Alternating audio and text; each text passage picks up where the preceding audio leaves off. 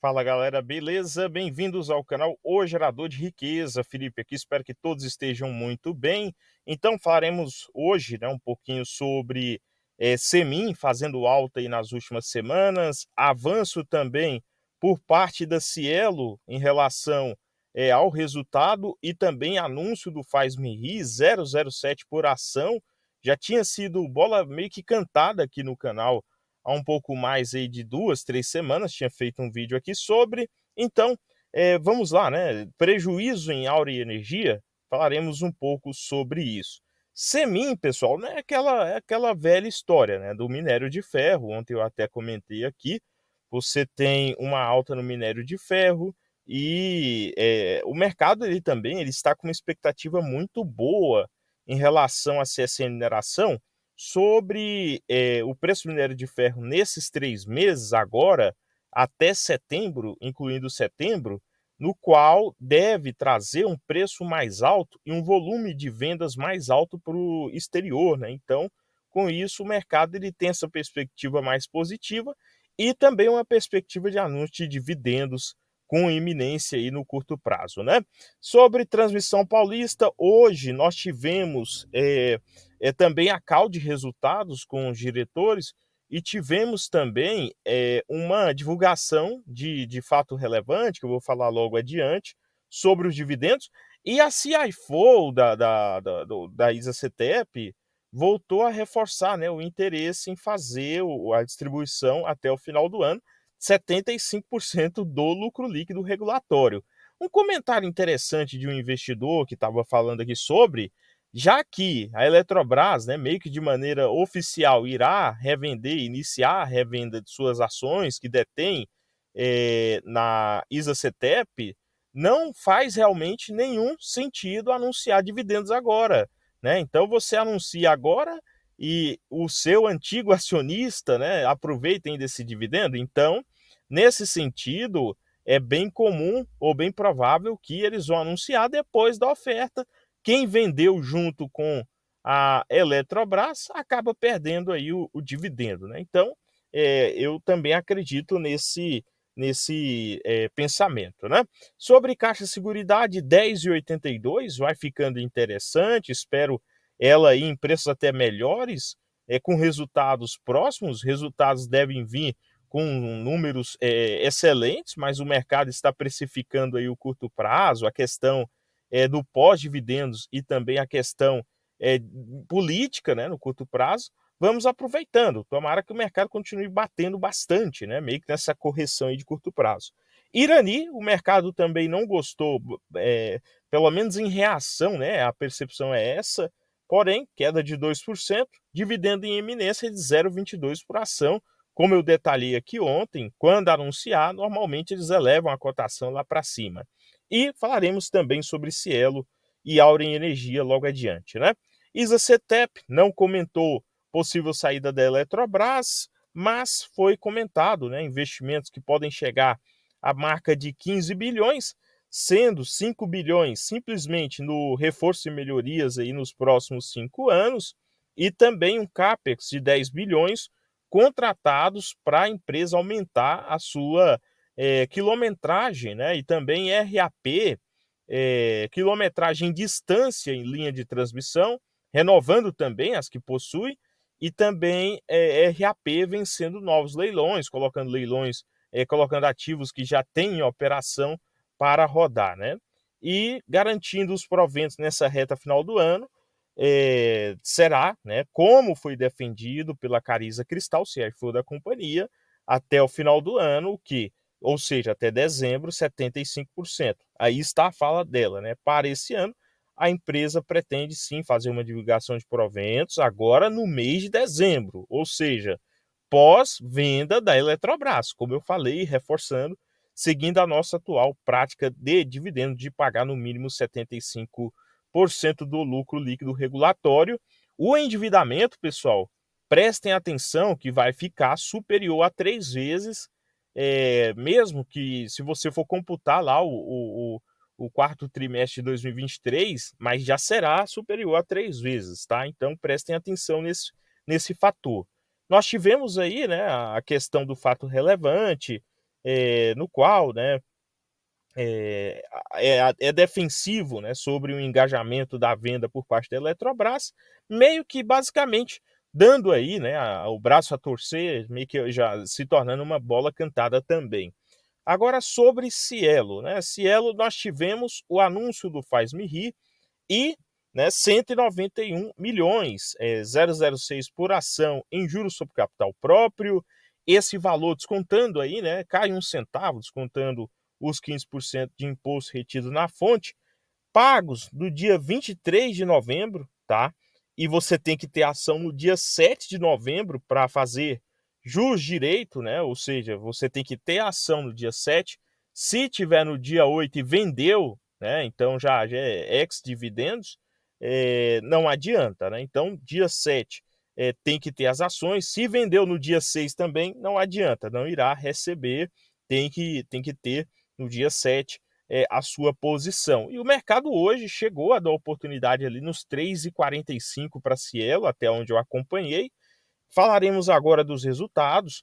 Resultado, eu esperava até maiores quedas aí, vide que teve aquele apagão, né, lá no mês de agosto, se eu não me engano, e setembro também, só que no mesmo mês de setembro nós tivemos agora, né, nessa reta final de trimestre, uma compra mais aquecida no varejo pelo crescimento, né, no Dia das Crianças, e agora nós teremos também a reta final do ano, né?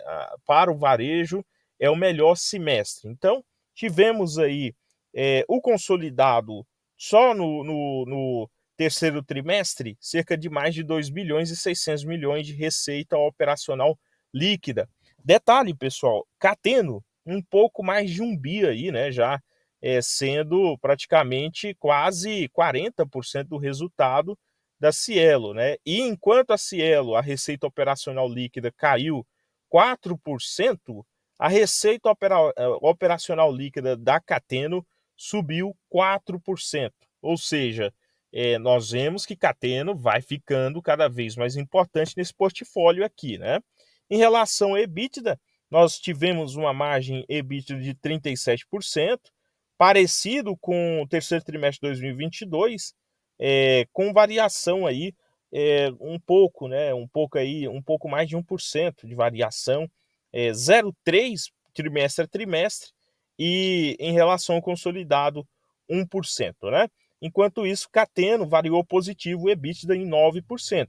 São números que nós vamos detalhando, que você vai percebendo que a Cateno no futuro deve cada vez mais abocanhar essa participação, visto aqui, por exemplo, que o volume financeiro transacionado em débito e crédito, né, na própria Cielo caiu aí, né? Na verdade ficou zerado, consolidou, mas vem em queda, né, de 10% se comparado lá ao terceiro trimestre de 22, ficou praticamente empatado com o segundo trimestre, é olhado nesse sentido, é olhado trimestre a trimestre, é parecido ali com o setor de seguros, porém você tem a percepção que o volume ele vem diminuindo, porque aqui, ó, nesse outro gráfico você vê, a base ativa de clientes, ela vem sendo limpada praticamente, né?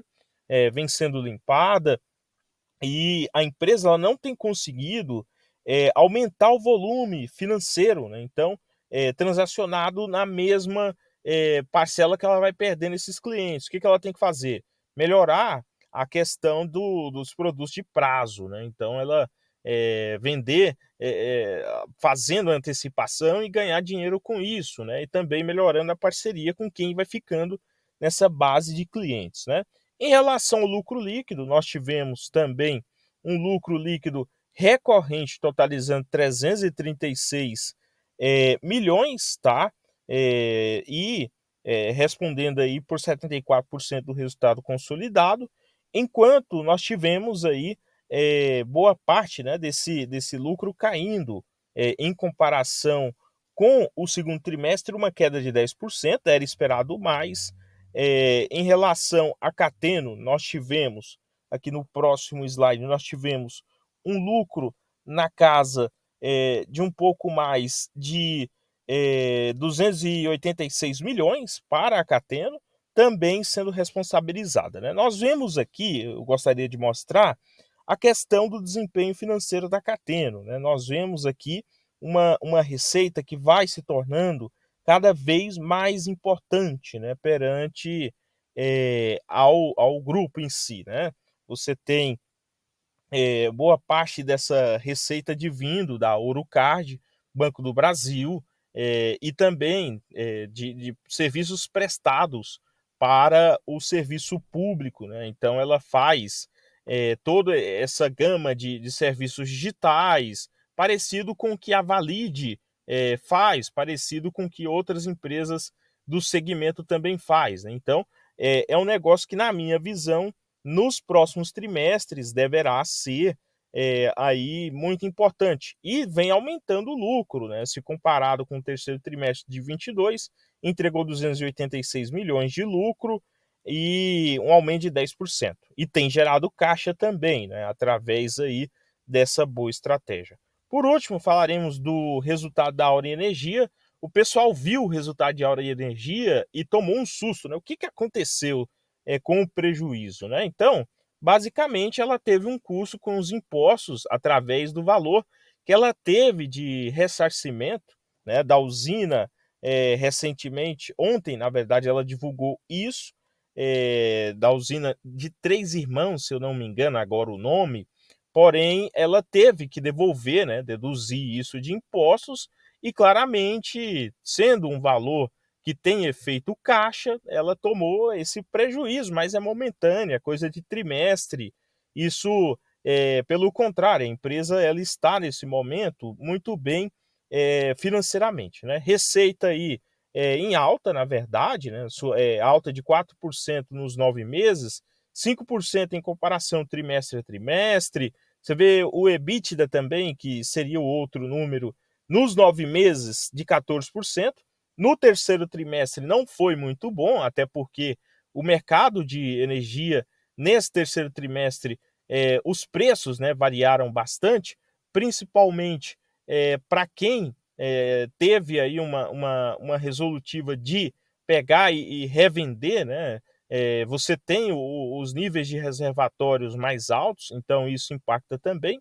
Nós vemos que o segmento de eólica e comercialização, no caso da comercialização foi positivo o EBITDA, no caso da eólica também, 173 milhões.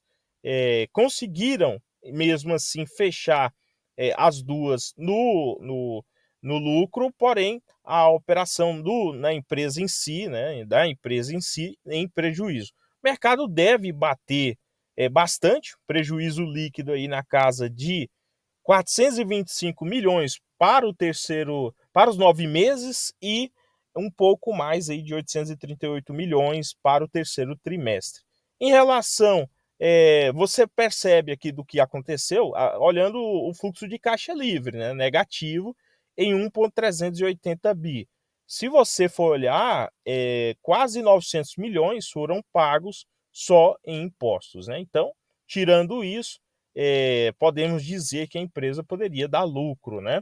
Então a empresa não tem alavancagem, você vê que a alavancagem financeira da dívida líquida sobre EBITDA era de 2 vezes no terceiro trimestre e 2 vezes nos 9 meses de 2022, caiu para 0,7. Na verdade, a empresa tem mais caixa do que dívida, né. Então, nós vemos aqui o balanço energético, para os próximos anos, nível de contratação até 2028 a 2032, sendo 63% contratado até 2028.